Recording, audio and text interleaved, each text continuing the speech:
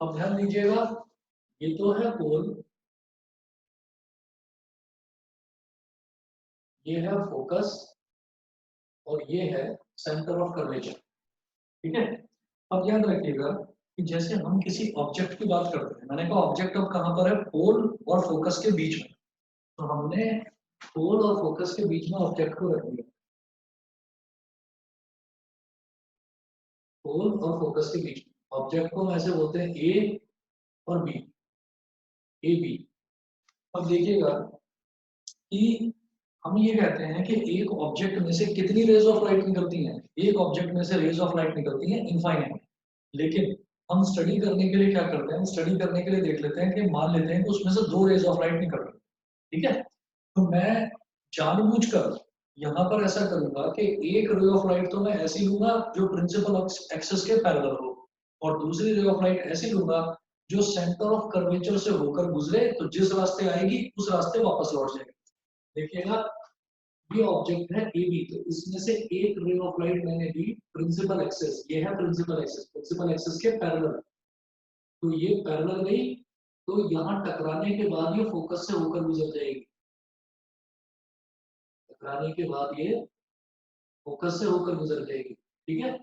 और दूसरी रे ऑफ लाइट, दूसरी रे ऑफ लाइट कुछ इस तरह से करनी है कि सेंटर ऑफ कर्वेचर से ही होकर उसका आना जाना हो, मतलब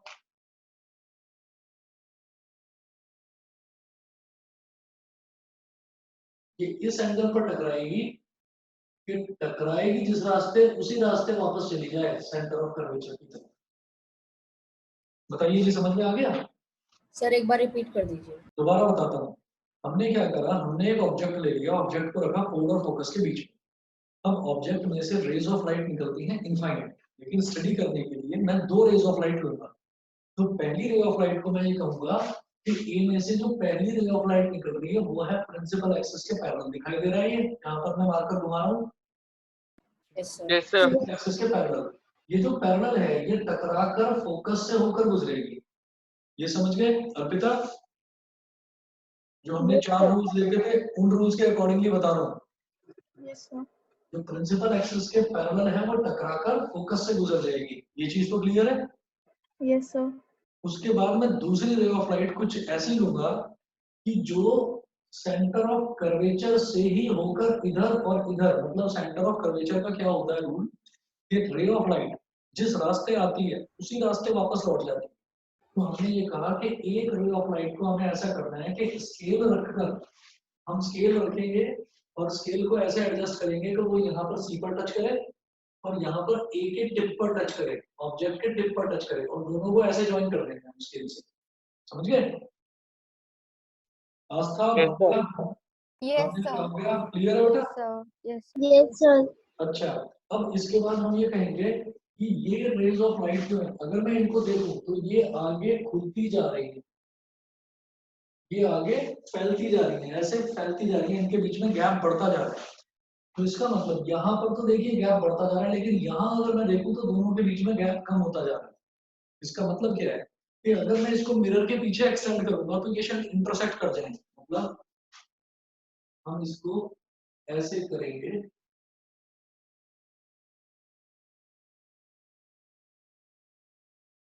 सर अगर दोनों रेस पैरेलल नहीं है तो ऑब्वियसली इंटरसेक्ट करेंगी। अभी बता रहा हूँ बेटा, पैरेलल वाला केस भी बता। तो ये दोनों की दोनों अगर मैं पीछे एक्सटेंड करूंगा तो ये यहाँ पर आकर इंटरसेक्ट कर जाएंगे। सेक्शन क्लियर है ये चीज? Yes sir. है ना? अच्छा, और जो 2 रेज ऑफ लाइट हैं वो जहां पर इंटरसेक्ट करती हैं इमेज वहीं बनती है, but because image is formed behind the mirror, क्योंकि इमेज मिरर के पीछे बन रही है, तो हम उस इमेज को बोलेंगे कि ये वर्चुअल इमेज है, नकली इमेज है। तो नकली इमेज यानी कि वर्चुअल इमेज को मैं डॉटेड लाइन से बनाता हूँ, इसको हम बोलेंगे ए डैश और बी डैश। ये क्लियर है सभी बच्चों को? Yes sir. ये Yes, पहला केस क्लियर है ना? Yes sir. Yes sir. ठीक है जी। अब देखेंगे हम दूसरा केस। दूसरे केस में क्या करेंगे, इस ऑब्जेक्ट को उठाकर फोकस पर रख देंगे, और इस केस में मैं लिखूंगा इमेज के बारे में, इमेज विल बी, इमेज के बारे में लिखेंगे, इमेज विल बी, पहला है virtual and erect, virtual and erect. Second लिखेंगे ऑब्जेक्ट, तो देखो छोटा सा था और इमेज बन रही है बड़ी, तो हम इसको लिखेंगे मैग्नीफाइड। मैग्नीफाइड का मतलब क्या है, मैग्नीफाइड लिख दो या एनलार्ज लिख दो, एनलार्ज। इसका मतलब है कि इमेज हमारी जितना ऑब्जेक्ट का, ऑब्जेक्ट से बड़े साइज की बन रही है, ठीक है। और वर्चुअल डायरेक्ट हो गया, मैग्नीफाइड हो गया। तीसरा लिखेंगे formed behind the mirror, formed behind the mirror. ये इमेज की तीन प्रॉपर्टीज मैंने लिख दी, दिखाई दे रही है क्लियर? Yes sir. ठीक है, मैं छोटा इस वजह से लिख रहा हूं ताकि मेरे 6 के 6 केसेस पूरे बोर्ड पर आ जाए, इसलिए थोड़ा छोटा लिख रहा हूं, ठीक। अच्छा, अब मैं देखता हूं case number 2। When object is placed at F, यानी कि एट फोकस, ऑब्जेक्ट को अगर फोकस पर रख दिया जाए तो क्या करेंगे। फिर से बनाइए एक और डायग्राम।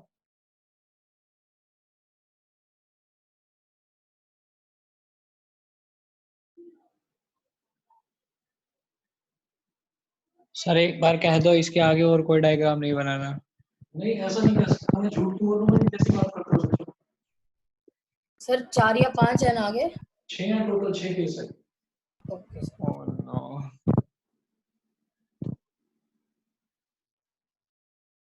लक्षण पढ़ाई पर ध्यान दे दो तुम। Yes sir. हाँ, ये इस पर तुमने क्या है, ये जूम की उस पर जो आईडी पर, उस पर फोटो भी ऐसे लड़के की लगा रखी है कि बस मुझे मुझे ये शक होता है कि पता नहीं तुम पढ़ोगे भी या नहीं पढ़ोगे, क्या कर रहे हो तुम। सर अब मैं बात नहीं करता उससे। हाँ, मेरे पास ऐसे ऐसे ऐसे ऐसे नगीने बच्चे, ऐसे अनमोल बच्चे पढ़ते थे कि बस क्या बताऊं, 9th क्लास में। हाँ, सबसे ज्यादा अनमोल तो मैं ही था।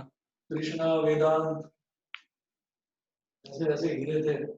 अरे केशव, केशव तो महान। विश्वास त्यागी, वो तो सबका गुरु सर था। मैं किस में आता हूँ, अनमोल में किस में? अरे भैया तुम तो फंसे, और उज्जवल तुम तो फंसे हुए थे उन बेकार बच्चों में।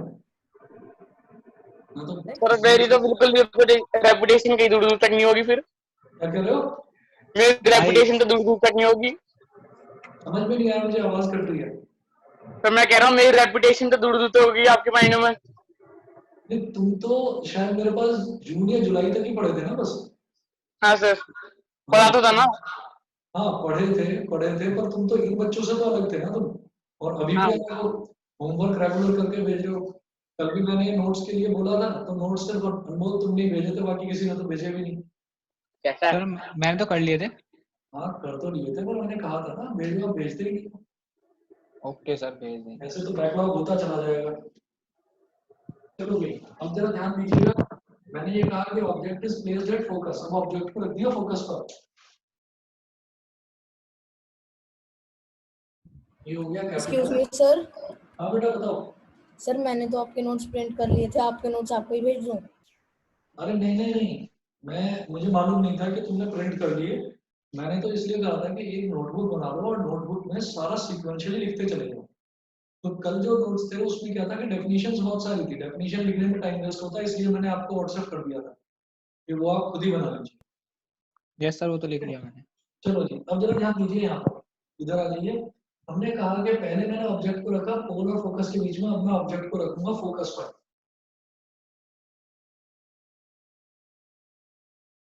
फोकस पर रख दिया, और ये ए और ये हो गया बी। इमेज का जो टॉप पॉइंट है उसको ए बोलते हैं, बॉटम पॉइंट को बी बोलते हैं। तो एक रे ऑफ लाइट में लूंगा जो प्रिंसिपल एक्सिस के पैरेलल हो, ऐसे ही मैंने उसमें लिया था, ऐसे ही यहाँ पर एक ray of light principal axis के पैरेलल, वो टकराने के बाद फोकस से होकर गुजरेगी। टकराने के बाद ये फोकस से होकर गुजरेगी। दूसरी रे ऑफ लाइट कुछ इस तरह से लेनी है कि वो सेंटर ऑफ कर्वेचर से ही आए और सेंटर ऑफ कर्वेचर से ही जाए। तो ये इससे टकराएगी और इसी रास्ते वापस लौट जाएगी।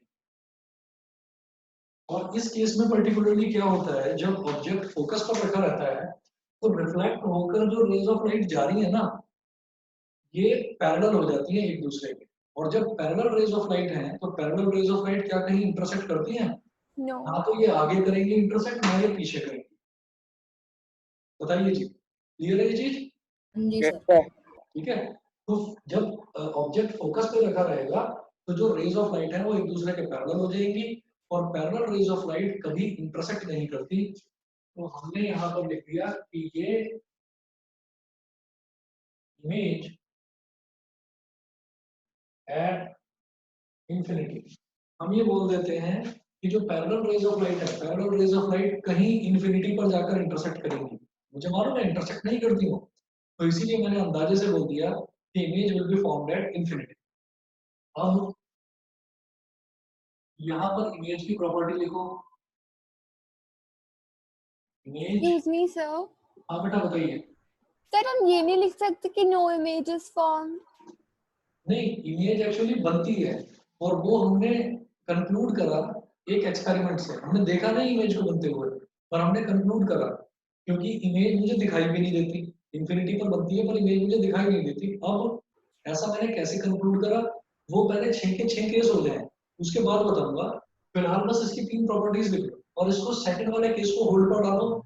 जैसे ही छठा केस कंप्लीट होगा फिर वापस इस पर आऊंगा, ठीक है? Okay, sir. तो अभी के लिए बस इसकी प्रॉपर्टीज लिख लो इमेज की, कि इमेज बनेगी रियल एंड इन्वर्टेड, क्योंकि इसमें सवाल बहुत है। आप कहोगे जब इमेज दिखाई नहीं दे रही है तो कैसे कह रहे हो कि रियल और इन्वर्टेड है इमेज? ठीक, इसको भी होल्ड पर डालो, बताता हूँ। दूसरा ये है कि इमेज बनेगी बहुत सर बड़ी। इक्वली बनेगी उसके। नहीं बेटा, इमेज बनेगी हाईली मैग्नीफाइड, बहुत बड़ी इमेज बनेगी। सर लाइंस पैरेलल होने पे भी मैग्नीफाई होंगी। लाइंस पैरेलल होने पर भी मैग्नीफाइड इमेज बनेगी। कैसे, वो बस रुक जाइए, बताऊंगा आपको। ठीक है, इसको भी होल्ड पर डालो। और जो तीसरा है कि इमेज बनेगी कहाँ? Formed at infinity, formed at infinity. ये हो गया। बस ये तीनों लिख लो। इन तीनों को मैं 6 के 6 केस कंप्लीट हो जाए फिर एक्सप्लेन करता हूँ। तो अब मैंने फोकस पर रख लिया बेटा। क्लियर है ये?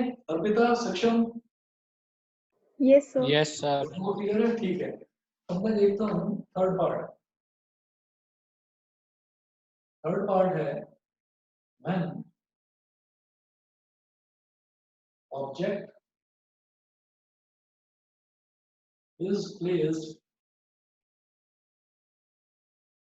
object is placed between capital F focus and center of curvature capital C। अब क्या करेंगे? ठीक, अब देखेंगे कि भाई वापस बनाइए ऐसे ही डायग्राम में।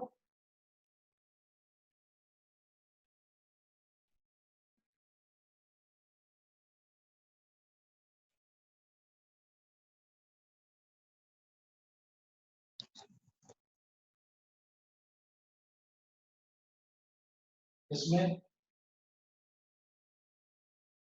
ये हो गया फोकस, ये हो गया सेंटर ऑफ कर्वेचर।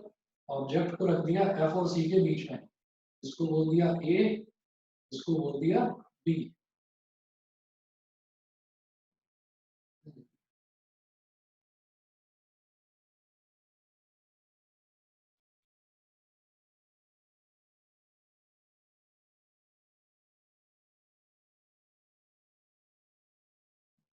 ए और बी हमारा वही पुराना फंडा। हम एक रे ऑफ लाइट को कहेंगे कि प्रिंसिपल एक्सिस के पैरेलल, और दूसरी रे ऑफ लाइट ऐसी बनाएंगे कि वो सेंटर ऑफ कर्वेचर से ही आगे पीछे होकर गुजरे। तो जरा देखिएगा, एक रे ऑफ लाइट तो बेटा गई प्रिंसिपल एक्सिस के पैरेलल।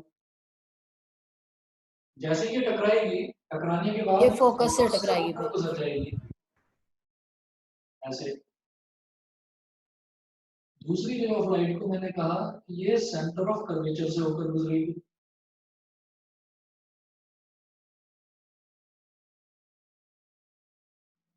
ये इधर से ऐसे आएगी,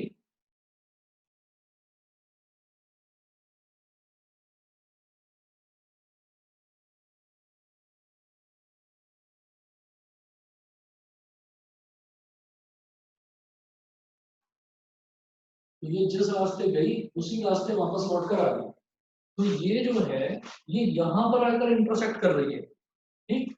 तो अब यहाँ पर मैं इधर इमेज बनाऊंगा, तो जब मिरर के सामने की साइड ही इमेज बनती है ना बेटा, तो वो रियल और इन्वर्टेड इमेज बनती है। देखो ये बन गई उल्टी इमेज, क्योंकि दोनों टकरा कहाँ पर रहे हैं, पीछे की तरफ टकरा रहे हैं।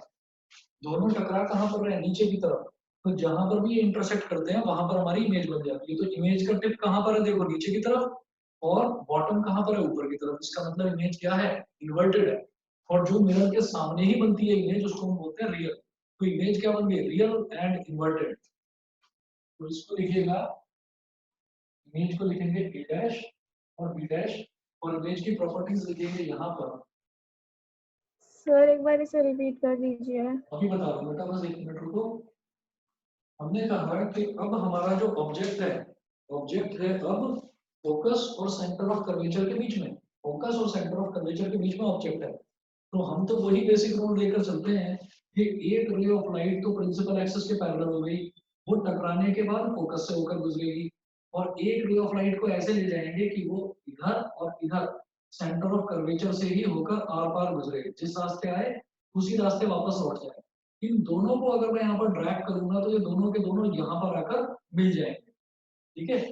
तो ये दोनों यहाँ पर आकर इंटरसेक्ट कर रहे हैं। तो इसका मतलब क्या है कि जहां पर हमारी दोनों रिफ्लेक्टेड रेज इंटरसेक्ट करती हैं, हमारा इमेज वहीं पर बनती है। इमेज हो गई ए डैश बी डैश, क्लियर है। Yes sir. Yes sir. अब जो इमेज है, इमेज की प्रॉपर्टीज लिखिए। पहली है, क्योंकि लेफ्ट हैंड साइड पर बन रही है इमेज, मिरर के सामने बन रही है, तो रियल और इन्वर्टेड एंड इन्वर्टेड, और दिखाई भी दे रहा है कि उल्टी है इमेज, तो इन्वर्टेड होगी। सेकंड लिखेंगे कि ये ऑब्जेक्ट का साइज इतना है लेकिन इमेज का साइज थोड़ा बड़ा है, तो हम लिखेंगे मैग्नीफाइड। हाँ, और तीसरा लिखेंगे कि कहां पर बन रही है, ये बन रही है सी के इस तरफ, तो इसको लिखेंगे image is formed beyond C, formed beyond capital C, centre of curvature. समझ गए। सर एक बात समझा दीजिए। हाँ बेटा बताओ। सर पता कैसे चलता है मैग्नीफाइड है मिनिमाइज्ड है? देख कर ही पता चल जाता है मैग्नीफाइड है। बाकी आप, अभी मैं आपको एक फंडा भी बताऊंगा, उससे भी समझ में आ जाएगा। अगर आपको ये करना है कि मुझे बिना इमेज बनाए देखना है, तो वो एक फंडा भी बताऊंगा। ये थर्ड केस था, फिर लिखिएगा fourth case. Excuse me sir. हाँ जी। सर ये जो लाइट रेज हैं ये मिरर के पीछे जाके इंटरसेक्ट नहीं करेंगी? ये वाली ऐसा है कि यहाँ पर तो ये ज्यादा खुली हुई है और यहाँ पर ये आकर मिल रही है, तो अगर मैं इसको खींचूंगा पीछे की तरफ तो ये फैलती चली जाएंगी, तो ये कहीं मिलेगी नहीं, ये खुलती चली जाएंगी पीछे और इस तरफ ही मिलती चली जाएंगी। Okay sir. समझ रहे हैं। अब देखिएगा फोर्थ केस। फोर्थ केस यानी कि ऑब्जेक्ट को उठाकर सी पर रख देंगे, centre of curvature. Object is placed at capital C. Object is placed at capital C.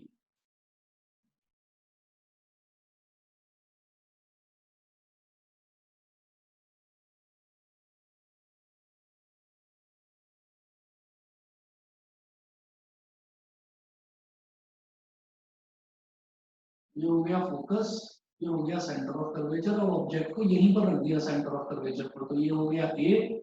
इस पॉइंट को बोल दीजिए बी। तो हमारा वही रूल है कि हम एक रे ऑफ लाइट को तो ऐसा ले लेंगे कि जो प्रिंसिपल एक्सिस के पैरेलल हो।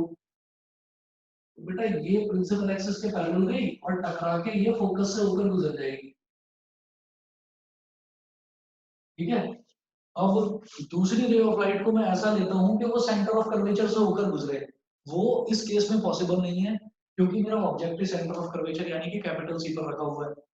तो इस केस में मैं क्या करूंगा, इस केस में हमारा रूल नंबर जो 3 था मैं वो अप्लाई करूंगा कि एक दूसरी रे ऑफ लाइट फोकस से होकर गुजरे, दूसरी रे ऑफ लाइट फोकस से होकर गुजरे। अगर ये रे ऑफ लाइट फोकस से होकर गुजरेगी तो टकराने के बाद क्या हो जाएगी, टकराने के बाद क्या हो जाएगी बताएंगे? हाँ पैरेलल बिल्कुल Parallel. सही। यहाँ प्रिंसिपल से एक्सिस के पैरेलल। ये टकराने के बाद प्रिंसिपल एक्सिस के पैरेलल हो जाएगी, तो ये टकराई और टकरा के हो गई प्रिंसिपल एक्सिस के सर इमेज एट इन्फिनिटी। ना ना ना, ये टकराने के बाद हो गई प्रिंसिपल एक्सिस के पैरेलल। तो ये दोनों की दोनों किस जगह मिली, यहीं पर सेंटर ऑफ कर्वेचर के जस्ट नीचे।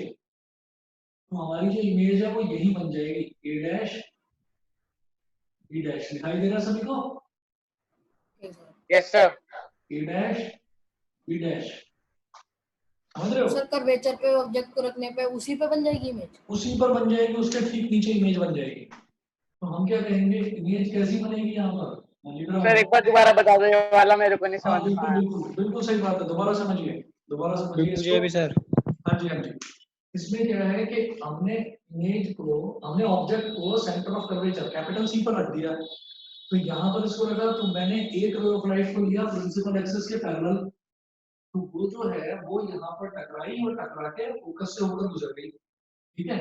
अच्छा, अब दूसरी रे ऑफ लाइट को मैं क्या करूंगा, दूसरी रे ऑफ लाइट को मैं फोकस से गुजार दूंगा, तो ये फोकस से गुजरी तो टकराने के बाद प्रिंसिपल एक्सिस के पैरेलल हो गई। बताओ, तो दोनों यहाँ पर इंटरसेक्ट कर रहे हैं, कहाँ पर, सी के जस्ट नीचे, तो इमेज बिल्कुल ठीक सी के जस्ट नीचे ही बन जाएगी। और किस साइज की बनेगी, सेम साइज की, जिस साइज का ऑब्जेक्ट है उसी साइज की इमेज भी बन जाएगी। क्लियर, समझ गए? Yes sir. तो लिखेंगे इमेज के बारे में, पहला हम ये लिखते हैं कि real and inverted, real and inverted. दूसरा क्या साइज क्या होगा, तो हम लिखेंगे same size as of object, object की ही सेम साइज की बनेगी, ठीक है। और तीसरा पॉइंट कहां पर बनेगी, हम कहेंगे at centre of curvature, centre of curvature पर ही इमेज बनेगी। पांचवा case, object is placed beyond C, centre of curvature के आगे, बियॉन्ड सी।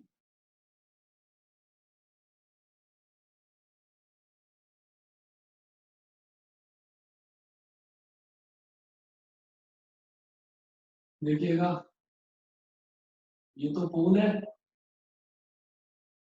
ये फोकस, ये सेंटर ऑफ कर्वेचर। अब ऑब्जेक्ट को यहां रख दिया, तो वही पुराना फंडा यूज करेंगे। ये है ए, ये है बी, एक ray of light principal axis के पैरेलल, ये गई तो ये टकरा के फोकस से गुजरेगी। सर ये फोकस और कर्वेचर के बीच में वो हो जाएगी इंटरसेक्ट। हाँ जी हाँ जी हाँ जी। और दूसरी रे ऑफ लाइट को क्या करेंगे, कुछ ऐसे कि सेंटर ऑफ कर्वेचर से होकर गुजरे और उसी रास्ते वापस लौट जाए, सेंटर ऑफ कर्वेचर से होकर गुजरी तो ये इसी रास्ते वापस लौट गई, तो दोनों इंटरसेक्ट यहाँ पर कर रहे हैं, तो इमेज हमारी यहाँ बन जाएगी, ए डैश बी डैश। बताइए, समझ गए? Yes sir. ठीक है, ये ए डैश लिखा है मैंने और ये बी डैश लिखा है, साफ समझ में आ रहा है कि ऑब्जेक्ट का साइज बड़ा है, इमेज का साइज छोटा है। बेटा छोटी इमेज को बोलते हैं हम डिमिनिश्ड इमेज। डिमिनिश्ड इमेज की पहली प्रॉपर्टी क्या है, रियल और inverted. Real and inverted. Image की दूसरी प्रॉपर्टी क्या है, साइज बताते हैं दूसरी प्रॉपर्टी में, तो साइज क्या है, वो छोटा बन रहा है, तो मैं लिखूंगा डिमिनिश्ड। और तीसरी प्रॉपर्टी क्या बॉन्ड है, बिटवीन कर्वेचर एंड फोकस। ये फोकस और सेंटर ऑफ कर्वेचर के बीच में बन रही है, bond between F and C form between F and C focus और सेंटर ऑफ कर्वेचर के बीच में बनेगी। बताइए जी, क्लियर? सर एक बार फिर से समझा दीजिए। हाँ, दोबारा देख लो। हमने ये कहा कि अब ऑब्जेक्ट जो है वो सेंटर ऑफ कर्वेचर के इस तरफ है, ठीक है? तो ऑब्जेक्ट यहाँ पर है ए बी। अब क्या हुआ कि मैं दो रेज ऑफ लाइट लेता हूँ, तो एक रे ऑफ लाइट तो क्या होगी, प्रिंसिपल एक्सिस के पैरेलल, तो ये पैरेलल जो रे ऑफ लाइट है ये टकराकर फोकस से गुजरेगी, और दूसरी रे of light centre of curvature से जो होकर गुजरे, आगे और पीछे सेंटर ऑफ कर्वेचर से, तो सेंटर ऑफ कर्वेचर से जो होकर गुजरी वो उसी रास्ते वापस लौट गई। तो एक रे ऑफ लाइट तो ये हो गई रिफ्लेक्ट वाली, और एक रे ऑफ लाइट ये हो गई, दोनों कहाँ इंटरसेक्ट कर रही है, यहाँ पर, ठीक है? Yes sir. दोनों रेज ऑफ लाइट यहाँ इंटरसेक्ट कर रही है, तो यहाँ पर हमारी इमेज बन गई ए डैश बी डैश, और इंटरसेक्ट कर रही है नीचे की तरफ, तो उल्टी बनेगी इमेज, क्योंकि नीचे की तरफ इंटरसेक्ट कर रही है। तो प्रिंसिपल एक्सिस के नीचे। हाँ, प्रिंसिपल एक्सिस के नीचे, ये प्रिंसिपल एक्सिस है ना बीच वाली, हाँ। इसके नीचे आ गई, तो ये यहाँ पर इंटरसेक्ट कर रही है, तो उल्टी बन गई। यहाँ पर भी देखो ये प्रिंसिपल एक्सिस है, प्रिंसिपल एक्सिस के नीचे इंटरसेक्ट कर रही थी दोनों रेज ऑफ लाइट, ओके। ठीक है? बताइए Yes, कि बाकी बच्चों को भी क्लियर है सबको? Parth Mehta, Parth Agarwal, yes sir. पार्थ अग्रवाल किधर है? हर्षित, हर्षित, सर गए साहब। Yes sir. हाँ जी, क्लियर है? हाँ जी सर। ठीक है भैया, छठा केस देखिए अब सर। छठा केस है object at infinity. Infinity. Object अगर इंफिनिटी पर रखा हुआ है तो क्या होगा? अब ध्यान रखना, ये समझोगे तो मैं इससे आपको ये वाला केस भी बताऊंगा जिसको मैंने अभी होल्ड पर डाला था, ठीक है? ऑब्जेक्ट एट इंफिनिटी का मतलब क्या है?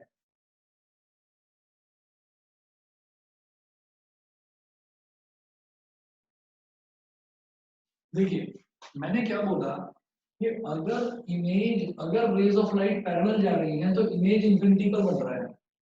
अगर रेज ऑफ लाइट पैरेलल जा रही हैं तो इमेज इंफिनिटी पर बन रही है। इसका मतलब क्या है कि जब ऑब्जेक्ट इंफिनिटी पर होगा तो रेज ऑफ लाइट भी पैरेलल आ रही होगी। दोबारा सुनिए कि अगर rays of light, reflected rays of light parallel जा रही हैं तो इमेज कहाँ होगी? इंफिनिटी पर होगी। इसका मतलब जब ऑब्जेक्ट इंफिनिटी पर है तो रेज ऑफ लाइट ऑब्जेक्ट से पैरेलल आ रही होंगी, ठीक है? तो हम एक रे ऑफ लाइट तो बेटा ये बना लेंगे। सर कुछ समझ में नहीं आया। बताता हूँ दोबारा। एक रे ऑफ लाइट तो ये बना ली, और एक रे ऑफ लाइट ये बना ली। पर सर दोनों में से एक को सेंटर और कर्वेचर से टच भी तो करना है, प्रिंसिपल एक्सिस से मिला। कुछ नहीं करना, मेरी बात सुनिए। हमने कहा कि जब रेज ऑफ लाइट दोनों पैरेलल जाती हैं तो मैं बोलता हूँ कि इमेज इंफिनिटी पर बन रही है। और ये हमने क्यों बोला कि हमने कहा कि दोनों की दोनों जो लाइन है, रेज ऑफ लाइट है, वो दोनों कहीं तो इंटरसेक्ट करेंगी, वो पैरेलल है, वो इंटरसेक्ट ही नहीं करेंगी, तो मैं कहूंगा कि इमेज इंफिनिटी पर बन रही है। ये समझ गए? ये समझ गए? Yes sir. Yes sir. अब इसी तरीके से मैंने ये कहा कि अब ना मेरा ऑब्जेक्ट इंफिनिटी पर रखा हुआ है, तो जब ऑब्जेक्ट इंफिनिटी पर है तो इसका मतलब रेज ऑफ लाइट इंफिनिटी से आ रही है और पैरेलल आ रही है। Yes sir. जब ऑब्जेक्ट इंफिनिटी पर है तो रेज ऑफ लाइट पैरेलल आ रही है, तो इसका मतलब अगर ये वाली पैरेलल रे ऑफ सर दोनों फोकस पे करेंगी तो ये भी फोकस से होकर गुजरेगी, और ये वाली जो पैरेलल रे ऑफ लाइट है ये भी फोकस से होकर गुजरेगी, ठीक है? तो दोनों ही फोकस से होकर गुजर गई, तो हमारी इमेज कहाँ बनेगी? यहाँ पर, फोकस पे। ठीक है? इमेज फोकस पर बनेगी, और सर डिमिनिश्ड। इतनी छोटी है कि मुझे दिखाई नहीं दे रही, उसको लिखेंगे हाईली डिमिनिश्ड या point size image. Sir real, inverted, diminished और फॉर्म्ड ऑन फोकस। हाँ जी। अब देखिएगा इमेज के बारे में मैं बात करता हूँ। सबसे पहले रियल एंड इन्वर्टेड, ये मैंने कैसे बताया? मैंने इस केस में देखा मेरी इमेज लेफ्ट साइड में बन रही है, मिरर के सामने बन रही है, तो रियल एंड इन्वर्टेड। मैंने इस केस में देखा मेरी इमेज लेफ्ट साइड में बन रही है, तो रियल एंड इन्वर्टेड।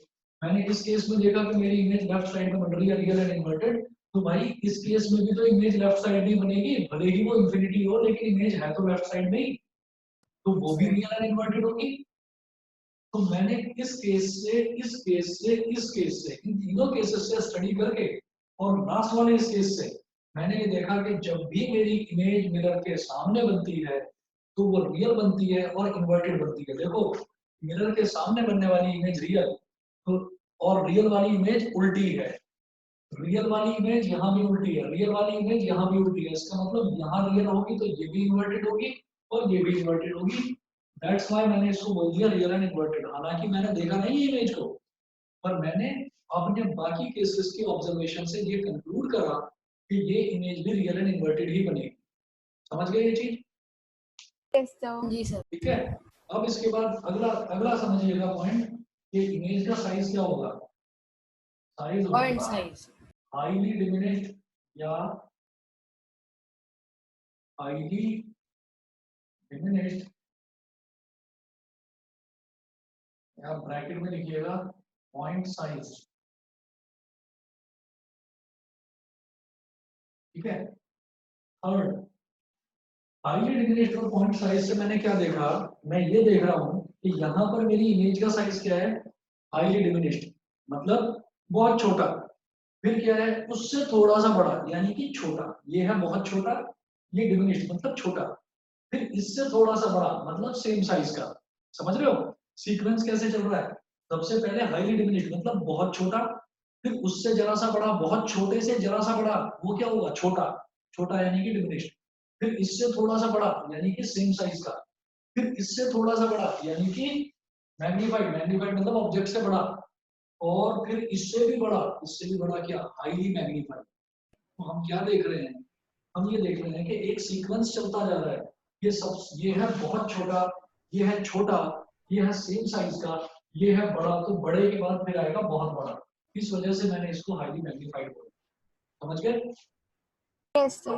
ठीक है। एक पैटर्न चला आ रहा है, एक पैटर्न चला आ रहा है, उस हिसाब से मैंने बोल दिया कि ये वाली जो इमेज है ये हाईली मैग्नीफाइड बनेगी। Excuse me sir. हाँ जी दोबारा बताऊं? सर जितनी भी इमेजेस वर्चुअल होंगी वो हमेशा मैग्नीफाइड होंगी। जितनी भी इमेज वर्चुअल होंगी वो मैग्नीफाइड होंगी और इरेक्ट होगी। Okay correct? सक्षम क्लियर है? Yes sir. अब देखिएगा, अब तीसरा पॉइंट ये है, जब ऑब्जेक्ट इंफिनिटी पर था तो इमेज कहाँ बन रही है, फोकस पर। इसका मतलब जब ऑब्जेक्ट फोकस पर है तो इमेज कहाँ बनेगी, इन्फिनिटी पर। समझ गए? Yes, sir. formed at focus। ठीक। अब इसको रटने का तरीका समझ लीजिए सभी बच्चे। इमेज का पहला पॉइंट कि इमेज फॉर्म कैसी होगी, ये तो आपको पता है। सबसे पहले पोल और फोकस के बीच में ऑब्जेक्ट, उसके बाद फोकस पर, उसके बाद फोकस और सेंटर ऑफ कर्वेचर के बीच में, फिर सेंटर ऑफ कर्वेचर पर, फिर बियॉन्ड सेंटर ऑफ कर्वेचर, और फिर ऑब्जेक्ट इंफिनिटी। ये तो ऑब्जेक्ट रखने का तरीका हो गया। तो केस देखिए, सबसे पहला हमारा जो है कि इमेज क्या बनेगी, सिर्फ और सिर्फ पहला केस है जिसमें इमेज वर्चुअल और डायरेक्ट बनेगी। बाकी सभी केसेस में इमेज क्या बनेगी, रियल एंड इन्वर्टेड। पहला पॉइंट बता दीजिए, याद हो गया इमेज का? Yes sir. सिर्फ पहले केस में इमेज हमारी वर्चुअल एंड डायरेक्ट बनेगी, बाकी पांचों केसेस में इमेज बनेगी रियल एंड इन्वर्टेड। चेक कर लो, real and inverted, real and inverted, real and inverted, real and inverted, real and inverted. पक्का हो गया? Yes, sir. ठीक है। उसके बाद आगे देखो, सिर्फ पहला केस है जिसमें मैग्नीफाइड बन रही है, पहले केस में मैग्नीफाइड। फिर दूसरे केस से हम देखेंगे highly magnified, magnified, same size, diminished और हाईली डिमिनिश्ड। ठीक है। सिर्फ पहला केस अलग कर दो, इसमें तो मैग्नीफाइड है, चलिए मान लिया मैग्नीफाइड हो गया। दूसरे में हाईली मैग्नीफाइड मतलब बहुत बड़ी, फिर मैग्नीफाइड मतलब उससे छोटी, फिर सेम साइज मतलब उससे भी छोटी, फिर डिमिनिश्ड मतलब और छोटी, और फिर हाईली डिमिनिश्ड मतलब बिल्कुल छोटी, पॉइंट साइज इमेज। ये प्रॉपर्टी भी याद हो गई? Yes sir. यस ठीक सर। है। और फिर देखिएगा लास्ट वाली बेहद आसान है, फॉर्म बिहाइंड द मिरर। इस केस को तो छोड़ ही दो आप, ये तो मिरर के पीछे बनेगी क्योंकि वर्चुअल एंड डायरेक्ट है। पहला बना इंफिनिटी पर, ये इंफिनिटी मतलब कहाँ, बहुत दूर, फिर इंफिनिटी से उसको लेकर आए तो ये बन गया बियॉन्ड सेंटर ऑफ कर्वेचर। फिर थोड़ा और इधर खिसकाया, ये बन गया एट सेंटर ऑफ कर्वेचर। फिर थोड़ा और इधर खिसकाया, अब बन गया सेंटर ऑफ कर्वेचर और फोकस के बीच में। फिर थोड़ा और इधर खिसकाया, अब बन गया फोकस पर। क्लियर? तो Yes, sir. इंफिनिटी से लाते फोकस पर ले आए। पहले बहुत दूर इंफिनिटी पर था, फिर आया बियॉन्ड सेंटर ऑफ कर्वेचर, फिर आ गया एट सेंटर ऑफ कर्वेचर, फिर आ गया सेंटर ऑफ कर्वेचर और फोकस के बीच में, और फिर आ गया फोकस पर। समझ गए? 6 के 6 rules Yes, sir. Yes sir. मैंने ये रिकॉर्ड कर लिया है और मैं इसकी रिकॉर्डिंग आपको ग्रुप पर भेजूंगा। आप लोग इसको दोबारा से पढ़ेंगे, अच्छे से लर्न करेंगे। और कल सुबह आपकी 1.5 घंटे की क्लास होगी 8 से 9:30।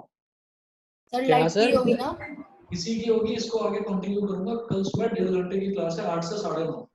सर थोड़ा लेट रख लो। बस 8 से 9:30। आप ज्यादा से ज्यादा ये समझ लो कि मैं 9 बजे से रख सकता हूँ कि 9 से 10:30, उससे लेट नहीं। सर 9 से सर 9 10:30 बजे रख लो, ठीक बेस्ट है। 9 से ठीक है, 10:30 है, इससे लेट कोई बच्चा ना करे। कोई ये ना कहे कि मैं संडे को लेट उठता हूँ या ये है वो है।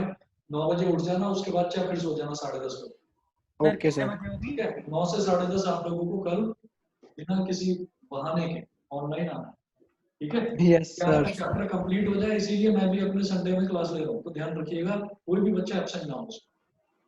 Okay, sir. ठीक है? Okay, sir. Okay okay. Thank you, sir. Sir नमस्ते। नमस्ते जी, नमस्ते। नमस्ते सर। नमस्ते। Thank you, sir. Okay okay.